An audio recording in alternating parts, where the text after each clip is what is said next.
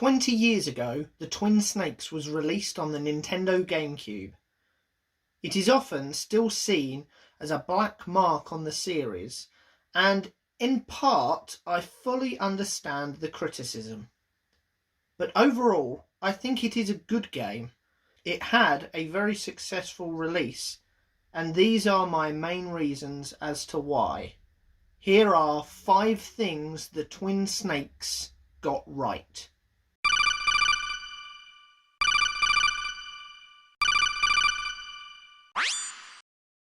But before we begin, a quick reminder that the competition to earn 6 free Metal Gear Solid related goodies is still open, but not for long. To enter, click the link in the description below. Number 5.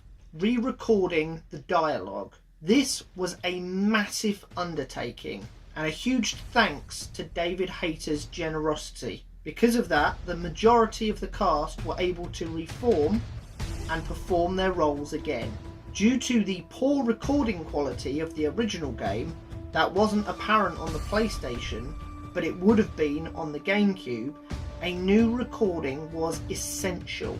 And by this point, these characters were iconic, in no small part to the voices that brought them to life. So no cheap Wish version of Liquid Snake or Colonel Campbell would do here. We needed the real deal, and that's what we were given. Not only that, but with the re-recording, we got a less problematic version of Mei Ling. Even by 2004, we knew that this... Nice to meet you, Snake. It's an honor to speak to a living legend like yourself. What's wrong? ...was much better than this. Nice to meet you, Snake. It's an honor to speak to a living legend like yourself. What's wrong? Granted, the re-recording wasn't perfect. Spoilers for next week's video. But without the re-recording, the Twin Snakes couldn't exist. And that would be a damn shame. Number 4. Improved graphics. This is usually at the bottom of my list for important features of a game. Too often have I experienced a game that went all out on graphics but was boring or awful to play. But in this instance, the visuals of Metal Gear Solid needed a massive overhaul. And because of what we got with Sons of Liberty, we now had an elevated expectation. We needed the pixels to go. We needed the blurry, nondescript areas to be sharpened up. We needed to see characters' faces. Yeah, except his. Again, not perfect, but better. Yes, Metal Gear Solid had a sense of atmosphere that the visuals added to, but that wasn't really going to cut it 6 years later and 4 years after the sequel, with only 1 year before the next installment was released. They all needed to fit together better. They were of the same console generation after all, and going back to Metal Gear Solid is still quite jarring in a way that going back to the sprite-based Metal Gear and Metal Gear 2 just isn't. Because of that, it's always nice to play Twin Snakes, to witness Shadow Moses at its height, as opposed to the rundown mess it becomes in Guns of the Patriots. Number 3. New gameplay features. Thanks to all the hard work put into Sons of Liberty, those big changes are seen here. The roll and hanging mechanic allow for better and quicker manoeuvring across areas. Adding in tranquilizer guns allows for proper no-kill runs and even makes more sense when used in one particular fight. More on that later. The added guard abilities with radioing in and calling on a search, alongside the caution phase, add another layer of stealth and battling. All these extra areas make the game feel different and play different from the original. Yes, they probably should have adapted the level design slightly in places to account for this, especially for one mechanic that I will be discussing next. But that aside, they are all great additions that make this a better game to play. Now, speaking of that extra feature, number 2, the uses in first person view.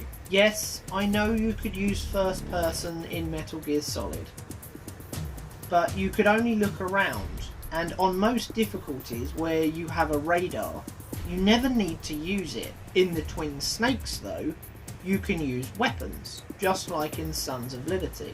Many argue this makes the game too easy, but I tend to disagree. If you feel the game is too easy like this, then play on a harder difficulty, or just don't use the mechanic. What it does do is it gives you options. Now you can shoot at things off screen. You don't need so many damn chaff grenades for the cameras or gun cameras. And you can even use it as an extra distraction technique by shooting the environment around the guards. Yes, these things aren't earth-shattering now, but we thought they were when Sons of Liberty was released. So what's the difference?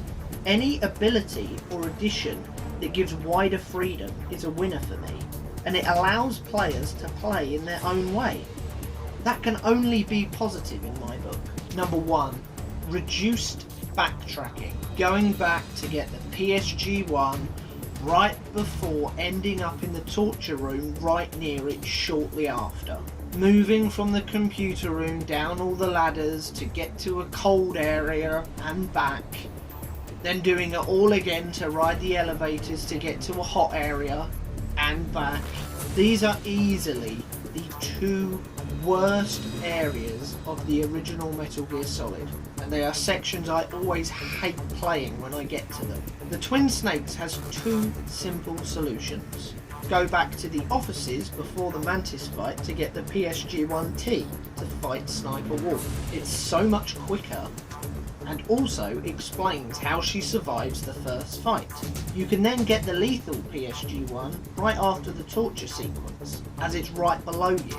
And now that we have the hanging mechanic, we can access the CO2 pipe and the steam pipe to make the card cold or hot, and it's right by the computer room. You never have to leave Rex's sight. Can you still do things the slow and long-winded way? Yes, because choice, as I said before, is a good thing. Would you ever choose to? No, because that would be stupid. And there you have it. 5 things that the Twin Snakes got right. But as I said before, it is by no means a perfect game. Come back next week for 5 things that the Twin Snakes got wrong. Surprise! Subscribe to the channel so you don't miss it and all other videos. If you like this one, please give it a like and share it. Thanks so much for watching, and I'll see you again soon. Goodbye.